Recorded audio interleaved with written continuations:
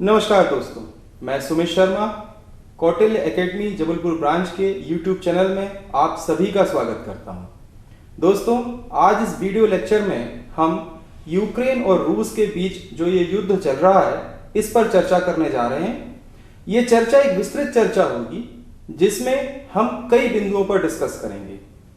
इस डिस्कशन में हमारे साथ हैं हमारे एकेडमी के expert faculty Shri Vijay Dubey sir, जो कि अलग अलग बिंदुओं पर आपको उत्तर देंगे। ये जो पूरा डिस्कशन होना है, इस डिस्कशन के अंतर्गत हम इस युद्ध के वर्तमान कारणों को जानेंगे, इन कारणों की ऐतिहासिक पृष्ठभूमि को समझेंगे। यूएसएसआर क्या है, यूएसएसआर का निर्माण किन परिस्थितियों में हुआ, यूएसएसआर का विखंडन क्यों हुआ, नाटो कैसे निर्माण हुआ, नाटो की भूमिका क्या है, यूनाइटेड नेशंस क्या रोल प्ले कर रहा है, वर्तमान युद्ध में भारत ने क्या स्टैंड रखा है, इस युद्ध के वैश्विक परिणाम क्या होंगे, चाइना इस युद्ध को किस नजर से देख रहा है।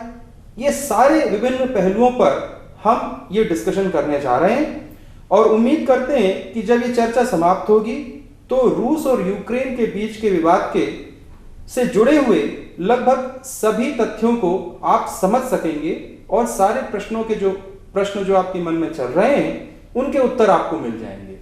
तो आइए ये चर्चा हम शुरू करते हैं और हम अपने expert faculty Shri Vijay Dubey sir से पहला प्रश्न जो करते हैं वो ये है कि सर, क्या यूक्रेन और रूस के बीच युद्ध चालू हुआ है, इसके पीछे क्या केवल वर्तमान के कुछ तात्कालिक कारण हैं या इनकी कोई ऐतिहासिक पृष्ठभूमि है?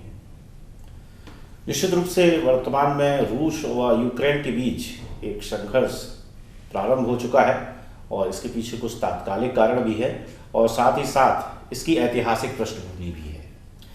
यदि हम ऐतिहासिक पृष्ठभूमि की बात करें तो इसके लिए हमें 1917 में जाना पड़ेगा, जब 1917 में रूस में रोमानोव राजवंश का शासन था और इस राजवंश के अंतर्गत रूस व यूक्रेन दो बड़े भौगोलिक क्षेत्र थे। 1917 में इस राजतंत्र के खिलाफ व्लादिमीर लेनिन के नेतृत्व में एक साम्यवादी क्रांति हुई और विश्व में पहली बार मजदूरों व किसानों की सरकार बनी।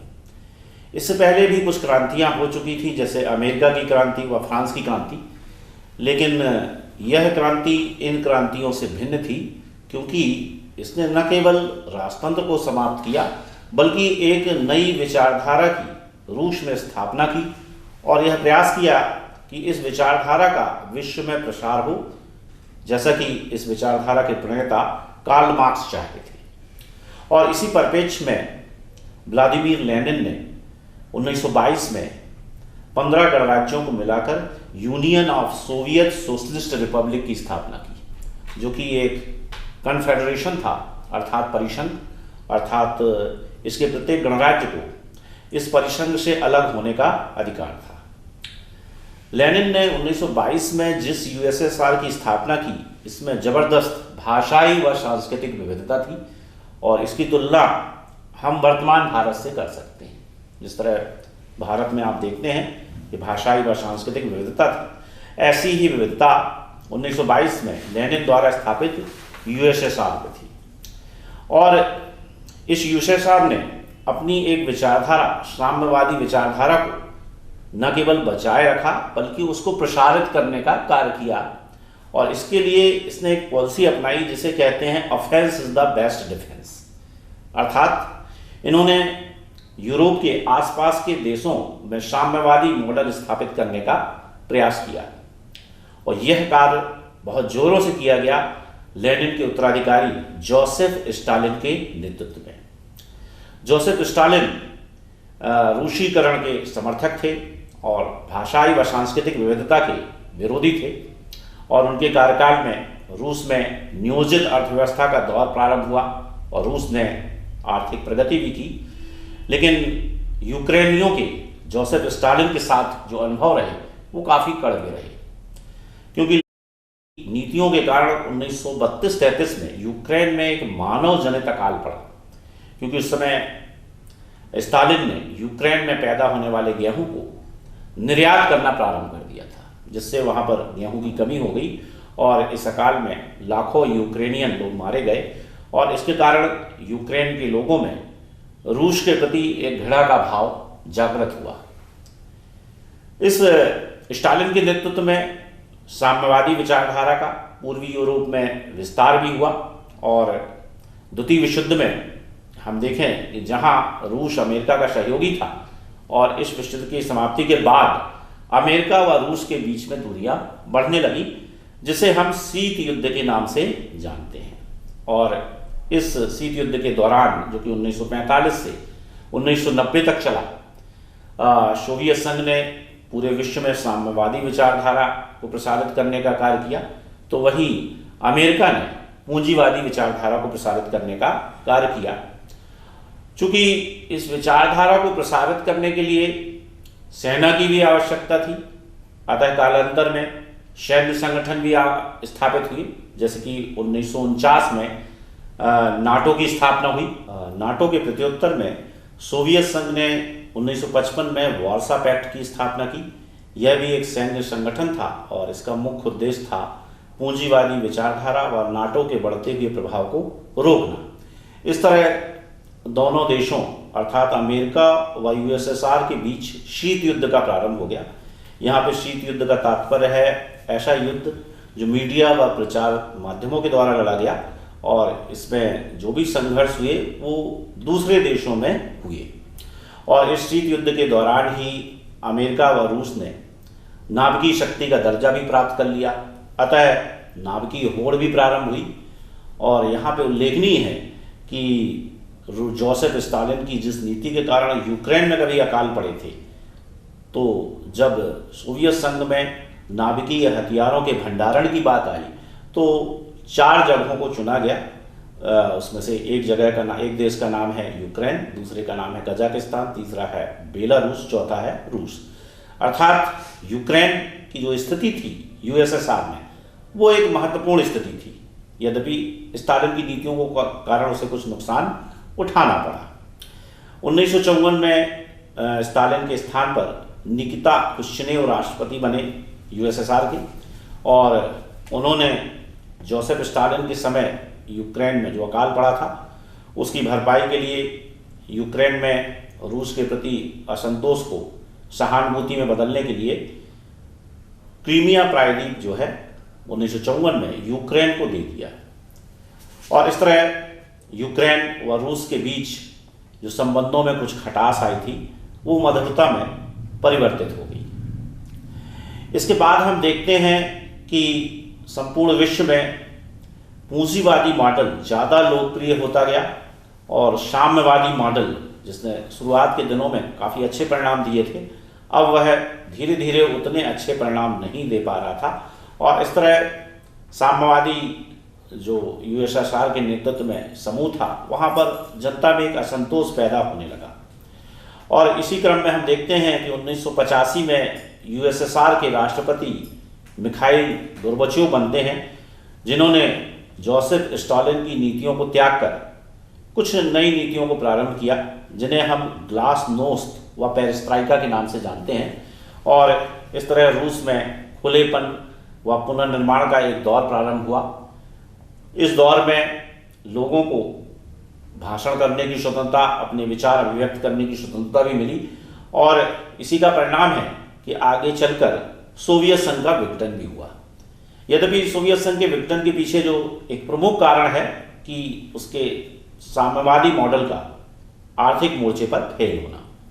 और इसी क्रम में हम देखते हैं कि 1990 में लिथुआनिया, एस्टोनिया में एक जन क्रांति हुई और गोर्बाचेव ने उसको दबाने के लिए किसी सैन्य विकल्प का इस्तेमाल नहीं किया।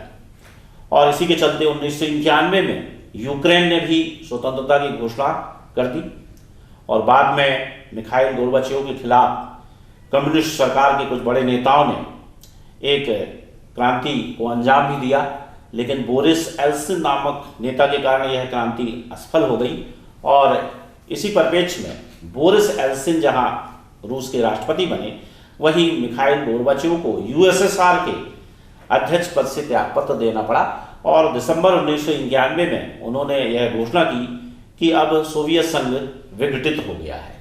और इस तरह सोवियत संघ, जिसकी स्थापना 1922 में व्लादिमीर लेनिन ने की थी, अब वह पुनः 15 गणराज्यों में टूट गया और ये सभी स्वतंत्र व संप्रभु देश के रूप में उदित हुए। उसमें से यूक्रेन एक था। अब यूक्रेन की स्वतंत्रता के साथ ही यूक्रेन व रूस के बीच कुछ अंतर्विरोध उठने प्रारंभ हुए, जिनके पीछे कारण निश्चित रूप से ऐतिहासिक थे। जैसा कि मैंने पहले बताया कि 1954 में निकिता क्रुश्चेव ने क्रीमिया यूक्रेन को दे दिया था और उस समय बोरिस एल्सिन का तत्कालीन नेतृत्व क्रीमिया को पुनः प्राप्त करना चाहता था। इसी तरह नाभिकीय हथियारों के भंडारण का मुद्दा रूस के साथ साथ अमेरिका व ब्रिटेन की चिंता का भी कारण था और इसी के चलते 1994 में बुडापेस्ट समझौता हुआ, जिसके अंतर्गत यूक्रेन के नाभिकीय हथियारों को रूस में स्थानांतरित कर दिया और ब्रिटेन व यूएसए ने यूक्रेन की सुरक्षा की जिम्मेदारी ली। इस तरह हम देखते हैं कि बड़े ही शांतिपूर्ण ढंग से यूक्रेन व रूस के बीच के मतभेदों को सुलझा लिया और शायद यही समझ आज हमें दिखाई नहीं दे रही है, क्योंकि पहले भी कई मुद्दों पर अंतर्विरोध थे जिन्हें बड़े शांतिपूर्वक सुलझा लिया और उन अंतर्विरोधों को सुलझाने में भी बाहरी शक्तियों ने भूमिका निभाई थी। अब इसके बाद हम देखते हैं कि 1991 में जब सोवियत संघ का विघटन हो जाता है तो 1997 में बोरिस एल्सिन के नेतृत्व में रूसी फेडरेशन ने नाटो देशों से कहा कि अब आप नाटो का जो विस्तार है वो पूर्वी यूरोप के देशों में न करें और इसके लिए 1997 में एक समझौता भी हुआ और नाटो के नेतृत्व में अमेरिका सहित देशों ने वादा किया कि वे पूर्वी यूरोप में नाटो का विस्तार नहीं करेंगे और वास्तव में उस समय नाटो के विस्तार की कोई ज़रूरत भी नहीं थी। और हम देखें कि आज जो वर्तमान समस्या है उसका संबंध कहीं ना कहीं नाटो के विस्तार से ही है, लेकिन रूस के साथ जो प्रॉमिस किया गया था उसे निभाया नहीं गया। हम देखते हैं कि जो नाटो 1949 में बना था उसका विस्तार हुआ और धीरे धीरे Estonia, Latvia, Poland, Romania, Hungary में नाटो फौजों की तैनाती हुई, जिससे निश्चित रूप से रूस की चिंता बढ़ी।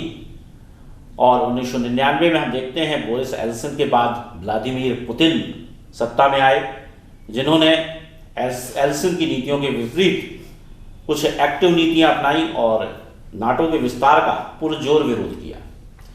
उल्लेखनीय है इस दौरान नाटो का जो विस्तार हो रहा था वो थोड़े छोटे देशों में हो रहा था जो कि पूर्वी यूरोप में स्थित थे, इसलिए कभी भी पुतिन ने कोई बड़ा कदम नहीं उठाया। लेकिन 2008 में हम देखते हैं कि जॉर्जिया ने नाटो से जुड़ने की इच्छा उठाई और रूस ने उनके खिलाफ सैन्य कार्रवाई की और देखते हैं यही प्रवृत्ति को उन्होंने यूक्रेन के संबंध में दोहराया।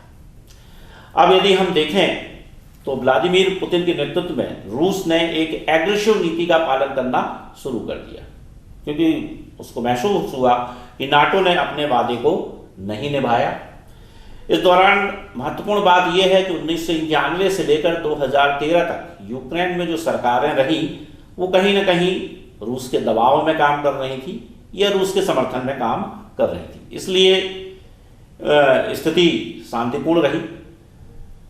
2008 में हम देखते हैं कि पूरे विश्व में एक आर्थिक मंदी आ जाती है और जिसके कारण यूक्रेन के लोग यूरोपियन यूनियन से जुड़ना चाहते हैं, क्योंकि उनका मानना था कि यूरोपियन यूनियन से जुड़ के वो ज़्यादा आर्थिक प्रगति कर सकते हैं।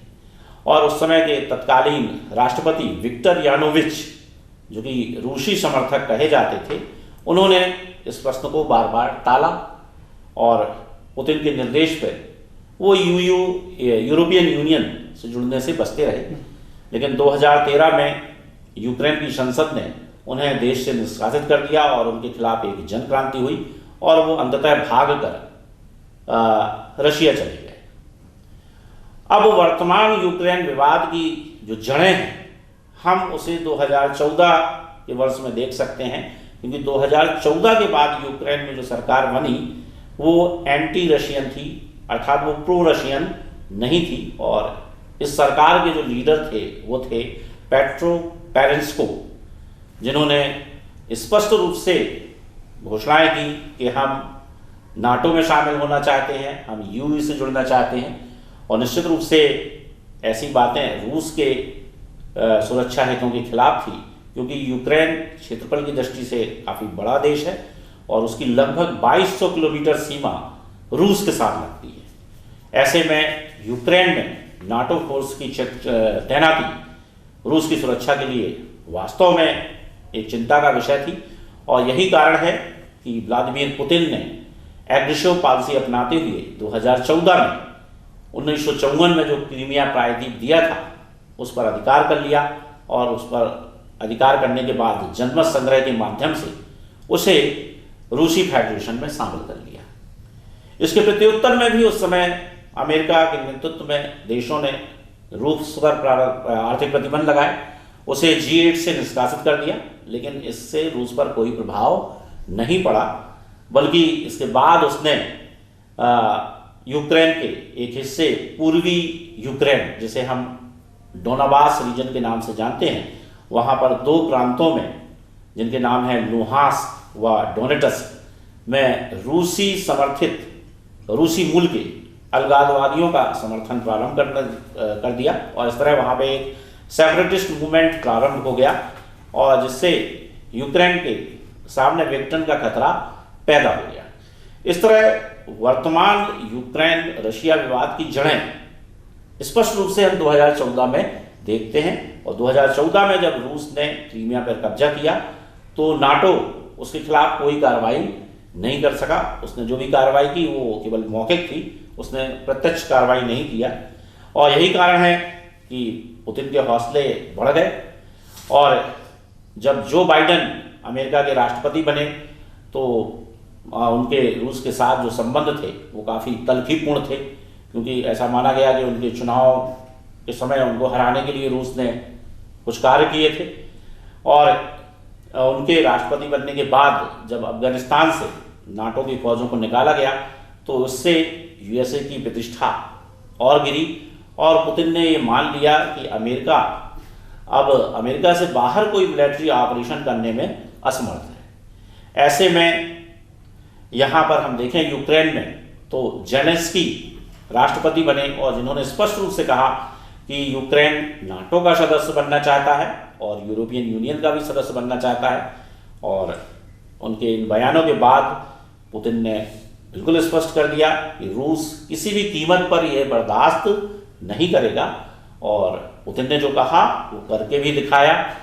और जब उन्हें लगा कि यूक्रेन नाटो का सदस्य बनने वाला है और अमेरिका ने भी ये कहा कि वो यूक्रेन को नाटो का सदस्य बनाने के लिए तैयार है, तो ऐसे में पुतिन के खिलाफ सैन्य विकल्प के अतिरिक्त और कोई रास्ता नहीं रहा। और यही कारण है कि 24 फरवरी 2014 को उन्होंने यूक्रेन के खिलाफ एक मिलिट्री ऑपरेशन प्रारंभ कर दिया। और इसके पहले 2014 में रूसी अलगाववादियों ने पूर्वी यूक्रेन के जिन क्षेत्रों पर कब्जा किया था, लुहांस्क और डोनेट्स्क, उनको भी एक स्वतंत्र प्रांत के रूप में मान्यता दे दी। इस तरह वर्तमान यूक्रेन रूस संघर्ष की शुरुआत हुई जो अभी भी जारी है। धन्यवाद सर। तो साथियों, आपने देखा कि कैसे यूएसएसआर बना और उस यूएसएसआर में यूक्रेन शामिल हुआ। लेनिन की उदारवादी नीतियां थी जिसका परिणाम था कि 15 गणराज्य मिलकर उन्होंने अपना एक कॉन्फेडरेशन बना लिया। हम कह सकते हैं, जैसा कि सर ने बताया, कि स्टालिन की कुछ नीतियां ऐसी रहीं जिसके कारण यूक्रेन में एक मानव जनित अकाल पड़ गया। तो सर हम ये मान सकते हैं कि यूक्रेन में असंतोष की जो भावना थी ये पहली बार स्टालिन की नीतियों के कारण पनपी होगी। निश्चित रूप से। और हालांकि जैसे आपने बताया कि 1954 में रूस ने अपना एक क्षेत्र क्रीमिया जो है यूक्रेन को दिया ताकि उनके लोगों में जो असंतोष जो पनप रहा था उसे कुछ कम किया जा सके। हुआ भी होगा, परंतु ये भी हमने देखा कि कालांतर में चलकर समय के साथ साथ ये असंतोष जो है बढ़ता रहा। करेक्ट। तो जैसे आपने सर बताया कि 1991 में यूएसएसआर का विखंडन हुआ, 15 गणराज्य संप्रभु गणराज्य बन गए, काला ये क्रम चल रहा था। और जो वर्तमान कारण आपने बताए कि इस युद्ध के जो वर्तमान कारण हैं उसमें जो प्रमुख कारण था कि 2014 में जो क्रीमिया को रूस ने वापस कब्जा लिया, उसके बाद से यूक्रेन में राष्ट्रवादी जो सरकार जब बनी थी तो वो रूस के खिलाफ हो रही थी। निश्चित रूप से। पर सर जैसे एक प्रश्न है मेरा आपसे कि जब 2014 में रूस ने क्रीमिया पर कब्जा वापस कर लिया, यूक्रेन के हिस्से का क्रीमिया उनके पास चला गया, तो नाटो देशों ने कोई कड़ा संदेश या कोई कड़ा मैसेज रूस को नहीं दिया। निश्चित रूप से। तो क्या यूक्रेन को तब ये आकलन नहीं कर लेना चाहिए था कि भविष्य में भी नाटो से जो सहयोग वो अपेक्षित कर रहा है वो शायद ना मिले, और यदि उस समय यूक्रेन ने अपनी नीतियां इस दिशा में बनाई होती तो शायद आज ये युद्ध की स्थिति ना बनी होती, क्योंकि हम देख रहे हैं कि अभी भी नाटो ने कोई विशेष मदद यूक्रेन की नहीं की है। तो आप इस पर क्या कहेंगे सर? आपने बहुत सही प्रश्न उठाया है और बिल्कुल सही बात है कि 2014 में जब रूस ने क्रीमिया पर कब्जा किया, उसमें जनमत संग्रह कराया, तो इस घटना से यूक्रेन को सबक लेना था और उसको इस बात को महसूस कर लेना चाहिए था कि नाटो या अन्य कोई देश भी उसकी कोई सहायता नहीं करेगा, क्योंकि रूस दूसरे नंबर की महाशक्ति है और कोई भी देश उससे प्रत्यक्ष युद्ध करना नहीं चाहेगा। तो यदि 2014 की घटना से यूक्रेन ने सबक लिया होता तो वह ऐसी नीतियां जारी नहीं रखता जिससे रूस नाराज होता या उसके खिलाफ युद्ध छेड़ता। तो निश्चित रूप से 2014 की घटना के बाद यूक्रेन की जो सरकार थी उससे ऐसे कामों से बचना चाहिए था जिससे रूस नाराज होता, और यदि वो इस तरह की नीति अपना लेते तो आज इस संघर्ष की स्थिति नहीं आती, और निश्चित रूप से इस संघर्ष में यूक्रेन को ही जबरदस्त नुकसान हो रहा है। तो इस आर्थिक व मानव जनित नुकसान से बचा जा सकता था, और निश्चित रूप से इससे संपूर्ण विश्व में आर्थिक परेशानियां हो रही हैं उनसे भी बचा जा सकता है। तो निश्चित रूप से 2014 की घटना से यूक्रेन की सरकार को सबक सीखना था। Thank you sir. सर जैसे हम देख पा रहे हैं कि जब से ये युद्ध प्रारंभ हुआ है, यूनाइटेड नेशंस ने भी अपना कुछ स्टैंड लिया है, परंतु उसके स्टैंड से भी कोई विशेष प्रभाव रूस को रोकने में नहीं पड़ रहा है। तो इस पूरे प्रकरण में यूनाइटेड नेशंस को आप कहां देखते हैं? निश्चित रूप से यूनाइटेड नेशंस जो कि 1945 में स्थापित हुआ है, तो 1945 से ही देखा गया है कि वह कभी भी बड़ी महाशक्तियों के खिलाफ कोई प्रभावकारी कदम नहीं उठा पाया है। तो वर्तमान परिप्रेक्ष्य में जो यूएनओ की भूमिका है वह केवल सलाहकारी है, या हम ये कह सकते हैं कि वो कुछ घोषणाएं कर सकता है, कुछ निंदा प्रस्ताव पारित करता है, कोई प्रत्यक्ष कार्रवाई करने से वो बच रहा है। और यूएनओ के विपरीत नाटो या यूरोपियन यूनियन के देश ज़्यादा एक्टिव रोल यहाँ पर अदा कर रहे हैं, और हम देखते हैं कि कई विषयों पर नाटो ने प्रत्यक्ष कार्रवाई की, जैसे अफगानिस्तान में, इराक ने, और वहाँ पर यूएनओ ने कोई रोल अदा नहीं किया। तो जहाँ तक इस संघर्ष को निपटाने की बात है तो यूएनओ की जो भूमिका है वो बहुत ही कमज़ोर है और केवल सलाहकारी है, और वह कोई प्रत्यक्ष भूमिका यहाँ पर अदा नहीं कर पा रहा है। जो उसने यूएन सिक्योरिटी काउंसिल की मीटिंग में रूस के खिलाफ निंदा प्रस्ताव पारित किया था वो बिल्कुल भी प्रभावकारी नहीं है, और उससे युद्ध की गति पर कोई प्रभाव नहीं पड़ा है। इससे पता पड़ जाता है कि यूएनओ की जो भूमिका है इस युद्ध में वो कोई असरदार नहीं है। Thank you sir. तो सर जैसे हम ये देखें कि यूक्रेन जो है उसने नाटो के भरोसे पर जो रूस का विरोध किया और चूंकि यूक्रेन भी अपने आप में एक संप्रभु देश है, निश्चित रूप से उसे भी अपने देश के संबंध में निर्णय लेने का उसको भी पूर्ण अधिकार है।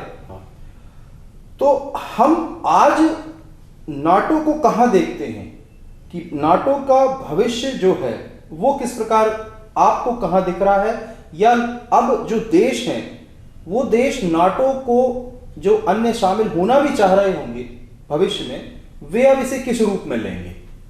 निश्चित रूप से नाटो को इस घटना से ये सीखना चाहिए कि पहले तो उसे अपने विस्तारवादी कार्यक्रमों को त्याग देना चाहिए।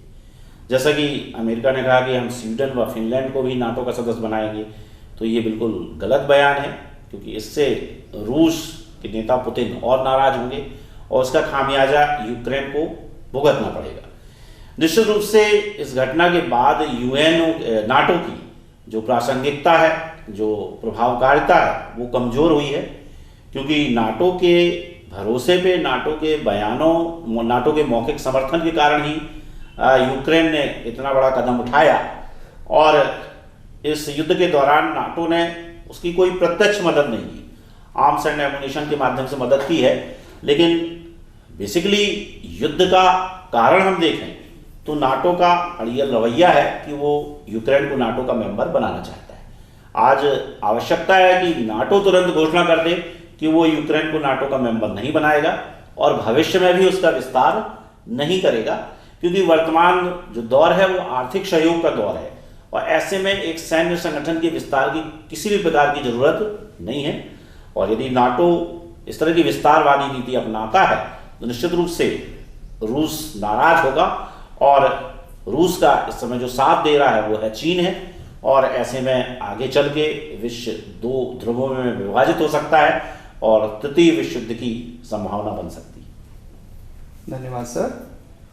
सर, मेरा एक प्रश्न है आपसे इस पर कि विगत कुछ महीनों से रूस ने सीमा पर लाखों सैनिक तैनात कर दिए थे और उसने अन्य देशों को या नाटो देशों को एक संदेश दे दिया था कि वो किसी भी कंडीशन पर यूक्रेन को नाटो में शामिल न करे। अमेरिका और अन्य नाटो देश अपने स्टैंड पर थे, वे यूक्रेन को शामिल करवाना चाहते थे। तो निश्चित रूप से उन्होंने इस स्थिति का आकलन तो किया होगा और उन्होंने पाया होगा कि यदि यही स्थिति बनी रही तो एक दिन रूस जो है यूक्रेन पर हमला कर देगा। तो क्या नाटो देश या अमेरिका ने जो इसका ये आकलन करते हुए ये होने दिया, और यदि ये होने दिया तो इसके पीछे इनकी क्या मंशा रही होगी? निश्चित रूप से अमेरिका को पहले ही ये मालूम हो चुका था कि रूस यूक्रेन पर आक्रमण करने वाला है, क्योंकि रूस ने एक महीने पहले ही वहाँ यूक्रेन के साथ जो उनका बॉर्डर लगता है वहाँ पे रूसी सैनिकों को जमा करना शुरू कर दिया था, और फिर उसने बेलारूस के साथ सैन्य अभ्यास किया, उसमें न्यूक्लियर अभ्यास भी शामिल था। तो निश्चित रूप से नाटो व उसके देशों को ये मालूम था कि पुतिन यूक्रेन पर आक्रमण करेंगे, और नाटो देशों ने ये भी आकलन कर लिया था कि हम यूक्रेन की किसी भी तरह से मदद इसमें नहीं करेंगे, क्योंकि यूक्रेन नाटो का सदस्य नहीं है और हम किसी भी प्रकार से रूस के साथ प्रत्यक्ष संघर्ष नहीं करेंगे, क्योंकि इस तरह के संघर्ष में हमें नुकसान होगा। और उन्होंने इस युद्ध को आगे बढ़ने दिया। यदि वो चाहते तो इस युद्ध को होने से रोक सकते थे। उनको पहले से मालूम था कि रूस यूक्रेन पर आक्रमण करेगा, और इस आक्रमण के पश्चात जो उनकी नीति है वो बहुत ही ढुलमुल है। उन्होंने रूस के खिलाफ आर्थिक प्रतिबंध लगाए। अब जहाँ तक आर्थिक प्रतिबंधों का इतिहास है तो वो उत्तर कोरिया के खिलाफ भी लगाए गए, ईरान के खिलाफ भी लगाए गए, लेकिन वो सब बेअसर हुए। और 2014 में भी रूस के खिलाफ आर्थिक प्रतिबंध लगाए थे तो वो भी बेअसर रहे। तो ऐसी स्थिति में नाटो ने निश्चित रूप से अपनी विश्वसनीयता को गिराया है। उनको मालूम था कि रूस आक्रमण करेगा, और उनको ये भी मालूम था कि वे यूक्रेन की कोई प्रत्यक्ष सहायता नहीं कर पाएंगे, वो यूक्रेन जाकर युद्ध नहीं करेंगे। इसके बावजूद उन्होंने युद्ध की स्थितियों को विकसित होने दिया। तो निश्चित रूप से नाटो ने अपनी भूमिका या क्रेडिबिलिटी को गिराया है। धन्यवाद सर। सर, इस पूरे प्रकरण में हम यदि भारत की स्थिति को समझें, देखें, तो जैसे अभी हाल में जो यूनाइटेड नेशंस सिक्योरिटी काउंसिल में भारत ने वोटिंग में हिस्सा नहीं लिया, तो इस पूरे प्रकरण में हम भारत के स्टैंड को समझना यदि चाहें कि भारत का स्टैंड क्या है और भारत ने ये स्टैंड क्यों लिया, तो अगर सर आप इसके बारे में कुछ बताएं। निश्चित रूप से यूएनएससी की जो वोटिंग है उसमें भारत चीन व यूएई के साथ अनुपस्थित था, तो इसे हम कह सकते हैं कि भारत ने तटस्थता की नीति का अपनाया। लेकिन वास्तव में जो भारत की विदेश नीति है, तो ऐतिहासिक परिप्रेक्ष्य से देखें तो वो प्रो रशियन ही रही है, क्योंकि स्वतंत्रता के बाद भिलाई स्टील प्लांट की स्थापना हो या पंचवर्षीय योजनाओं का प्रारंभ हो या कश्मीर के मसले पर रूसी समर्थन का प्रश्न रहा हो, हमेशा रूस ने एक विश्वसनीय मित्र की तरह भारत का साथ दिया। दूसरी तरफ हम यूक्रेन का स्टैंड देखें भारत के संबंध में, तो उसने कश्मीर मुद्दे पर हमेशा पाकिस्तान का साथ दिया है।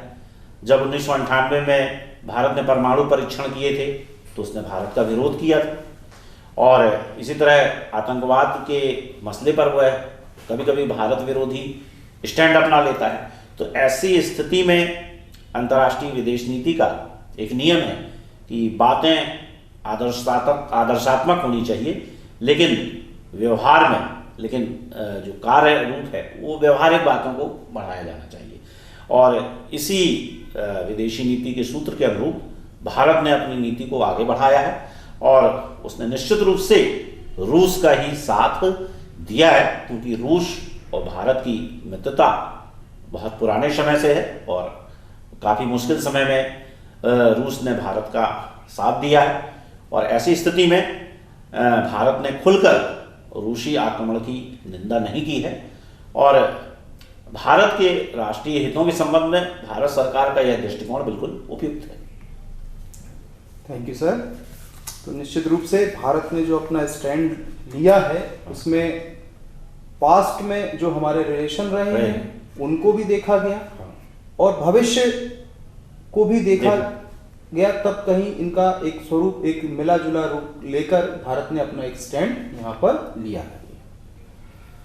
सर, हम इस पूरे जो ये विवाद चल रहा है, इस पूरे विवाद में एक और महत्वपूर्ण देश है चाइना।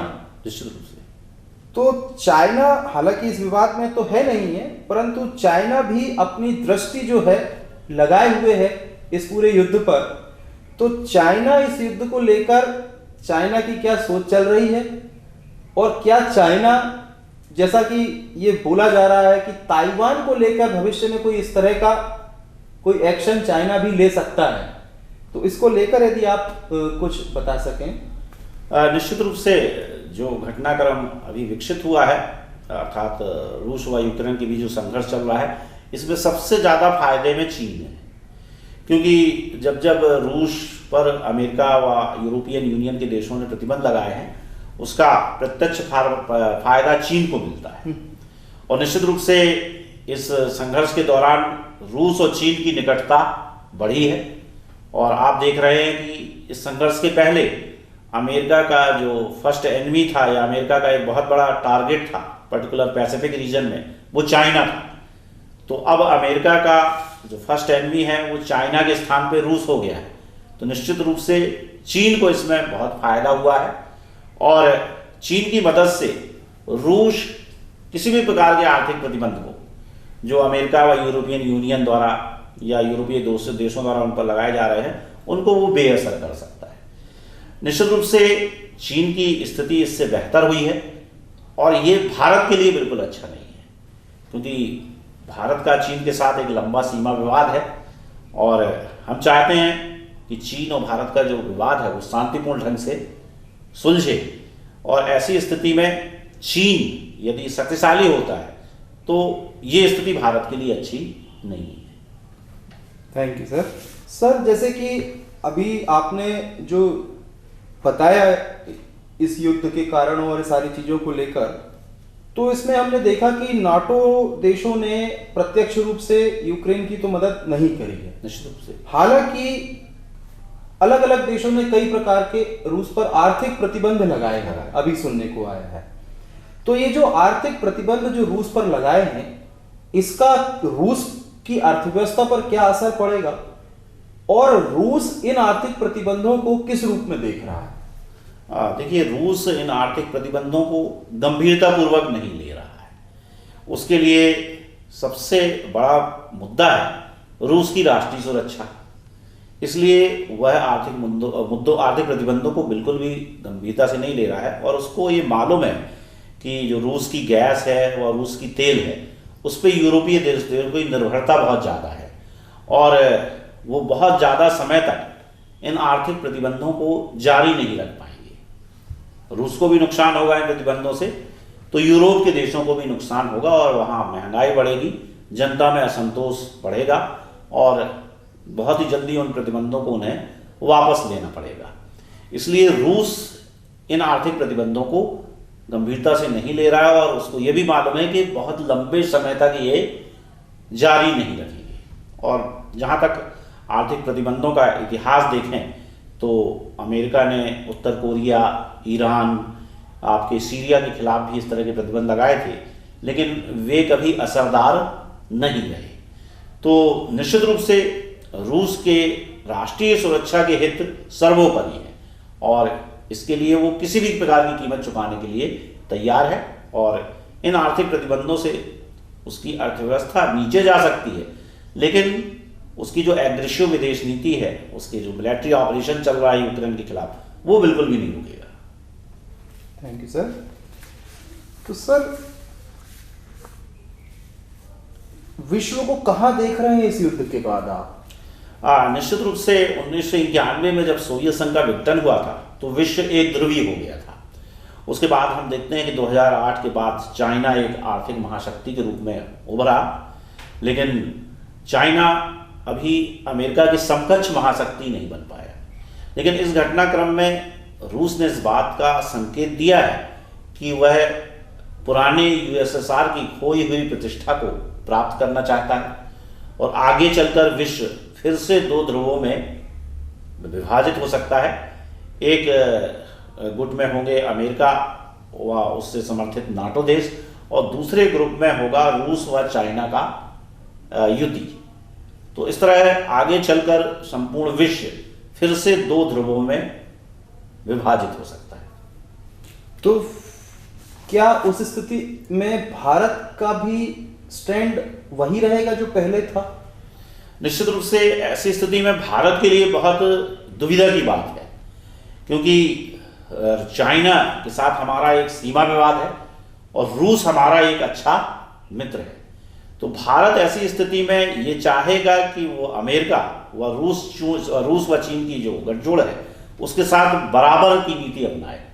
तो यहाँ पे वो इक्वल डिस्टेंस मेंटेन करेगा और इसी में भारत का फायदा है।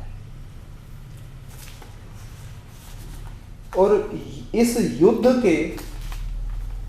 के परिणाम के रूप में आप क्या देख रहे हैं? जहाँ तक मेरा आकलन है कि युद्ध समाप्त होने के लिए पहली शर्त जो है रूस ने रखी है यूक्रेन के सामने कि वो नाटो में शामिल ना हो। तो ये शर्त यूक्रेन को माननी ही पड़ेगी। इस शर्त को मानने से ही युद्ध जो है या सीज फायर हो सकता है। और रूस की जो दूसरी शर्त है कि यूक्रेन में एक प्रो रशियन गवर्नमेंट स्थापित हो, तो इस संबंध में मेरा मानना है कि रूस को कंप्रोमाइज करना चाहिए और जो वर्तमान में जेलेंस्की की सरकार है उसे वहाँ बना रहना चाहिए, क्योंकि इस सरकार के पीछे जन समर्थन है। कीव के लोग गुरिल्ला लड़ाई के लिए तैयार हैं और निश्चित रूप से ऐसी स्थिति में रूस के सामने वैसी ही स्थिति होगी जैसी अफगानिस्तान में हुई थी। रूस को काफ़ी नुकसान उठाना पड़ेगा। इसलिए रूस को अपनी जो दूसरी मांग है कि कीव में एक प्रो रशियन गवर्नमेंट हो, इसके साथ कंप्रोमाइज कर लेना चाहिए। यदि इन दोनों बिंदुओं पर यूक्रेन व रूस समझदारी दिखाते हैं तो यह युद्ध जल्दी समाप्त हो सकता है। Thank you sir. But sir, जैसे हमने ये देखा कि युद्ध के जो वर्तमान कारण है उसमें यूक्रेन का नाटो में शामिल होना एक महत्वपूर्ण था कि यूक्रेन नाटो में शामिल होना चाह रहा है और रशिया उसे शामिल नहीं होने देना चाह रहा है। मान लीजिए ऐसी कोई स्थिति निर्मित होती है कि यूक्रेन जो है वो नाटो में भविष्य में भी शामिल होना चाहे और पुतिन जो है यूक्रेन में एक प्रो रशियन गवर्नमेंट बैठाल दें, तो उसके बाद जो वैश्विक स्थिति बनेगी भविष्य में, उसे आप कहां देखते हैं? निश्चित रूप से यदि यूक्रेन में एक प्रो रशियन गवर्नमेंट स्थापित होती है और यूक्रेन नाटो का सदस्य नहीं बनता है, तो पुतिन की दोनों मांगें पूरी हो जाएंगी और पुतिन एक शक्तिशाली नेता के रूप में उभर जाएंगे और ऐसे में रूस का प्रभाव व विश्वसनीयता बढ़ेगी और आगे चल के रूस एक महाशक्ति के रूप में उदित हो सकता है या पूर्व सोवियत संघ की प्रतिष्ठा को प्राप्त कर सकता है। आगे चलकर वह नाटो के जो और विस्तार की बातें हो रही हैं उसको रोकने के लिए भी कड़े कदम उठा सकता है। और सर, इस पूरे घटनाक्रम में अगर हम केवल अमेरिका के स्टैंड की बात करते हैं, हालांकि वो तो नाटो देश के रूप में ही अपना स्टैंड अभी ले रहे हैं, पर भविष्य में अमेरिका का जो विश्व में जो रोल भविष्य में हो सकता है या होगा, उसे आज वर्तमान में उसके रोल से अगर आप तुलना करें तो भविष्य में कहां देखेंगे? निश्चित रूप से यूक्रेन रूस संघर्ष के बाद अमेरिका को चाहिए कि वो भविष्य में समझदारी पूर्वक कदम उठाए और प्रयास करे कि इस तरह के रीजनल कॉन्फ्लिक्ट ना हो, क्योंकि इस तरह के रीजनल कॉन्फ्लिक्ट कभी भी वैश्विक या विश्व युद्ध में परिवर्तित हो सकते हैं।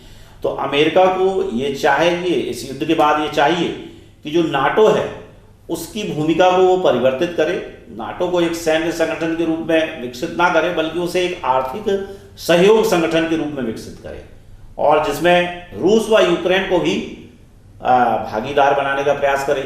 यदि आर्थिक सहयोग की बात होगी तो शायद यूक्रेन भी इसमें शामिल हो जाएगा और रूस भी इसमें शामिल हो जाएगा, लेकिन जब सैन्य संगठन या सैन्य शक्ति के विस्तार की बात होगी तो निश्चित रूप से ये रूस की राष्ट्रीय सुरक्षा को खतरा है और वो इसे किसी भी कीमत पर बर्दाश्त नहीं करेगा और ऐसे में न्यूक्लियर वॉर भी हो सकता है। तो ऐसी स्थिति में अमेरिका के नेतृत्व में नाटो को चाहिए कि वो अपने विस्तारवादी कार्यक्रमों को त्याग दे और नाटो को एक आर्थिक सहयोग संगठन के रूप में विकसित करे, ना कि एक सैन्य संगठन के रूप में। धन्यवाद सर। सर, एक तरफ एक संप्रभु राष्ट्र यूक्रेन है जिसकी संप्रभुता का प्रश्न है और दूसरी तरफ एक वैश्विक शक्ति रूस है जिसकी राष्ट्रीय सुरक्षा का प्रश्न है। आप इस स्थिति को कैसे देखते हैं? निश्चित रूप से यूक्रेन एक संप्रभु राष्ट्र है और एक संप्रभु राष्ट्र होने के नाते ये उसको अधिकार है कि वो नाटो में शामिल हो या ना हो, लेकिन हम देखें कि यूक्रेन की संप्रभुता तो 2014 में भी खंडित हो चुकी है और अभी हाल ही में रूस ने पूर्वी यूक्रेन में उसके 2 क्षेत्र डोनेटस्क व लुहांस्क को भी स्वतंत्र देश के रूप में मान्यता दी है, तो भी उसकी संप्रभुता खंडित हो चुकी है। और यदि हम यूक्रेन व रूस की सैन्य शक्तियों की तुलना करें तो यूक्रेन रूस के सामने कहीं पर भी नहीं ठहरता।